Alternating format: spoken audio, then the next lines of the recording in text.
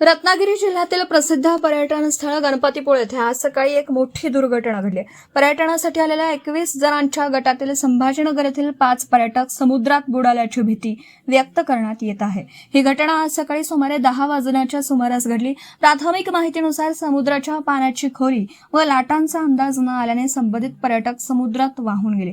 घटनेची माहिती मिळताच स्थानिक प्रशासन, पोलीस, तटरक्षक यंत्रणा आणि बचाव पथक घटनास्थळी दाखल झाले।